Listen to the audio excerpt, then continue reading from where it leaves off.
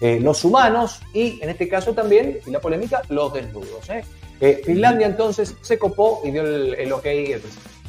Muy bien. Fer, vamos a contarles ahora, a repasar un poquitito lo que está pasando en Uruguay con el famoso tema, este triste tema también de la falta de agua potable.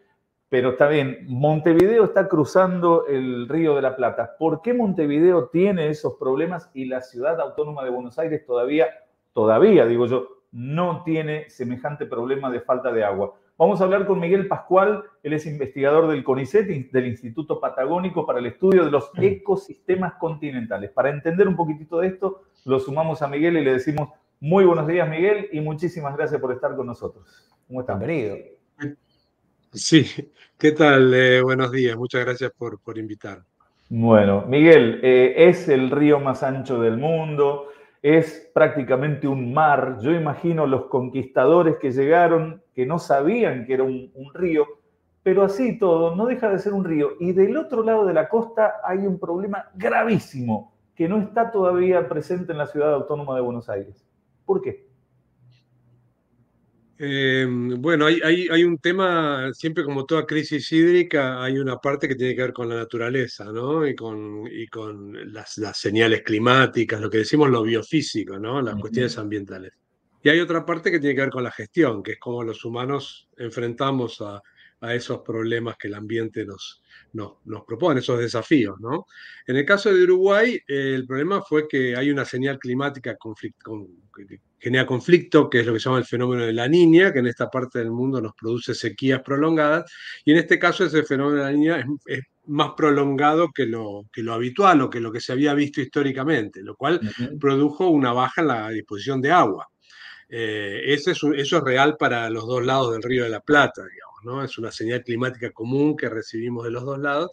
Y esto tiene que ver con el cambio climático, pero sobre todo no tanto con cómo va cambiando la parte gradual del cambio climático, sino que además de eso, estos escenarios de cambio climático producen mayores extremos, se amplifican los extremos, tienen más frecuencia y más intensidad los extremos, como esta sequía, así como en otro momento puede ser una inundación. O sea que más allá del cambio medio, gradual, hay una amplificación de estos extremos. Está sometiendo a extremos que nunca antes observamos. En el pasado, esto viene ya hace unos años, lo que pasa es que siempre otoño e invierno en Uruguay venía alguna lluvia salvadora que salvaba el año.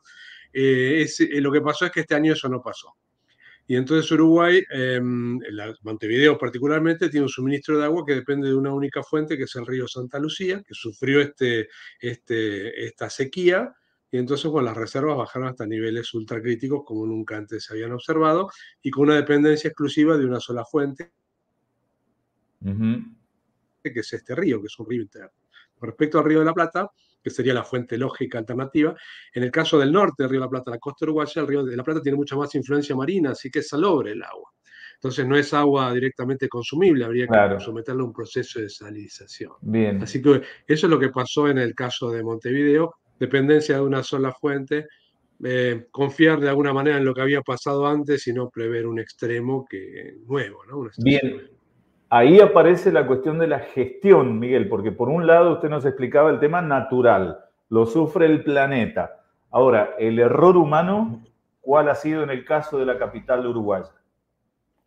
Bueno, en este caso aparentemente fue, no siendo uruguayo, ¿no? Y no teniendo el conocimiento de primera mano, pero hablando con colegas uruguayos y leyendo, y tuvimos un proyecto hace un tiempo que miramos los problemas del agua y las crisis con gente de Uruguay, Brasil y Argentina, y el problema ahí aparentemente es la dependencia de una única fuente de agua, o sea, la falta de diversificación en las fuentes de agua, que es como una respuesta lógica al cambio climático, a cualquier crisis, ¿no? La diversificación, no poner todos los huevos en una canasta, ¿no? Claro. Sería una lección. En este caso, bueno, al no tener el acceso al Río de la Plata como agua dulce, habría que hacer unas obras un poco más complejas. Pero lo que faltó son concretar las obras, porque de hecho esas obras estaban en carpeta.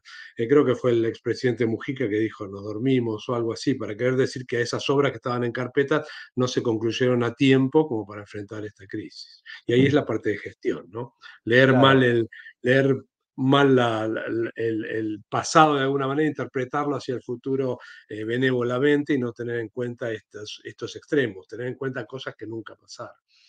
Ujú. Y si hablamos, Miguel, de las tecnologías justamente emergentes e innovadoras que, bueno, que podrían tener un impacto positivo, digo, en la disponibilidad de agua potable para el futuro. ¿Qué nos puede decir al respecto? ¿Qué se puede hacer en esto de la desalinización del agua?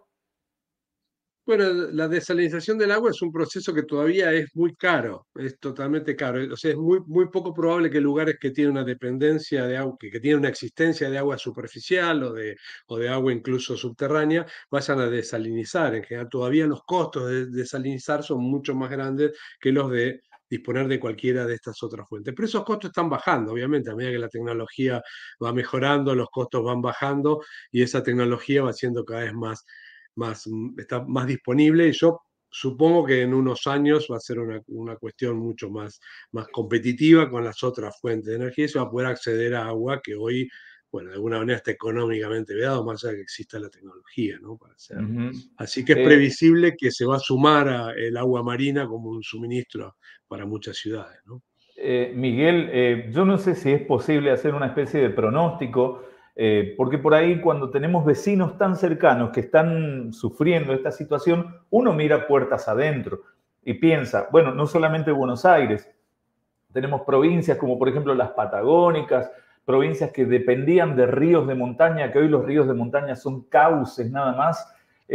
¿Vamos camino a eso o tenemos todavía la oportunidad de aprender de los errores de los vecinos y tratar de solucionar lo que se nos podría venir? ¿Cómo estamos los argentinos? Bueno, tenemos una situación climática compleja. En el caso particular de Buenos Aires, para redondear el caso anterior, Buenos Aires tiene casi todo su suministro de agua al Río de la Plata, así que tiene una fuente particularmente grande, que bueno, también es pasible de contaminación y otros problemas que están en el horizonte, y además tiene, bueno, acceso a agua subterránea, pero mayoritariamente la ciudad de Buenos Aires toma el agua del Río de la Plata.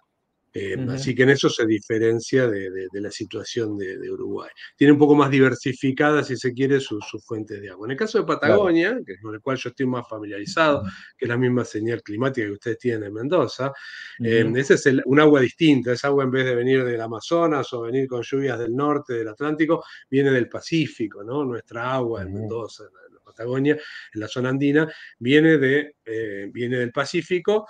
Y en esta parte, las señales climáticas son preocupantes, son de una sequía profunda y prolongada y posiblemente extremos más, o sea, más años seguidos de sequía, más allá que después venga unos años más húmedos, que es lo que de alguna manera estuvo pasando estos últimos años, que provocó tantos problemas en Mendoza, en Patagonia y en Chile particularmente. Eso se va a Perfecto. profundizar, así que nosotros tenemos que prepararnos para eso, Eso le iba a tenemos que preguntar, para el tener. futuro, para que no nos pase, para no llegar a estar como Uruguay, ¿cómo lo ve Miguel? Tenemos una buena diversificación por lo que dice, ¿no? Pero en cuanto a infraestructura, técnica, planes, ¿cómo ve a la Argentina en este momento? Y yo creo que todavía no estamos preparados completamente para lo que puede depararnos el cambio climático y el crecimiento poblacional y el crecimiento de actividades que usan Claro. el agua, ¿no? Que muchas veces Ujú, hay actividades que usan muchísima más agua que la que usamos nosotros en la ciudad, que es la agricultura, tan importante para ustedes en Mendoza o en los valles, algunos ujú. valles patagónicos, usa una cantidad de agua tremenda, o sea que, y muchos de estos valles la usan muy ineficientemente, digamos, o sea que empezar a pensar la forma en la que usamos el agua, poner en valor el agua, ¿no? Como bien central al bienestar humano, es la primer Ujú. parte, es visualizar el agua como un recurso, como el Ujú. recurso precioso que verdaderamente es, que está lleno de discursos de esto. Creo que lo que es nuevo es que en los últimos años uno empieza a escuchar esto, el agua vale más que el oro y ese tipo de cosas que se van incorporando a la sociedad, Sí, sí, sí, por pero yo no estoy supuesto. Sí. seguro que ya se hayan proyectado los sistemas de gestión, ¿no? Para verdaderamente empezar a ahorrar agua, usarla en forma mucho más razonable y cuidada, ¿no? Sí. Evidentemente, Miguel, y esto a modo de cierre y de agradecerle el tiempo que nos brinda, ¿no? No todo es para siempre, sobre todo las prácticas que muchas zonas tienen a la hora de hacer el riego de sus suelos. Lo que en algún momento fue lo ideal o lo que se usaba, por ejemplo, el riego por manto, hoy ya tenemos que cambiar ese tipo de paradigma porque el agua es escasa y la tenemos que cuidar. Es cierto, se evapora el agua y el agua no va a volver. Miguel, le agradecemos muchísimo este paneo sobre la situación de los uruguayos, que es grave, y prepararnos también a abrir el ojo para lo que nos pueda llegar a pasar a los argentinos. Le mandamos un abrazo grande, Miguel. Bueno, un abrazo para ustedes. Muchas gracias por llamar. Gracias, Miguel. No, Gracias, por hasta la favor. próxima. Miguel Pascual, que es investigador del CONICET, ahí estábamos analizando desde lejos, ¿no? Cómo está hoy la situación en Montevideo con esta falta grave de agua y qué podemos hacer los argentinos con las distintas zonas que tiene nuestro país, que son tan distintas todas. Bueno, eso es un argumento positivo, claro. Eso ya de entrada nos cubre un poco más que Uruguay, que estaba marcando que el problema es que él no tenía diversidad. Pero está el tema del crecimiento poblacional, los recursos, la inversión. Y si no dormimos nosotros en Argentina, ¿cuánto puede pasar, no? Que vemos también con escasez de agua. Señor, volvemos al separador. Vamos. Hasta las 14, el interactivo.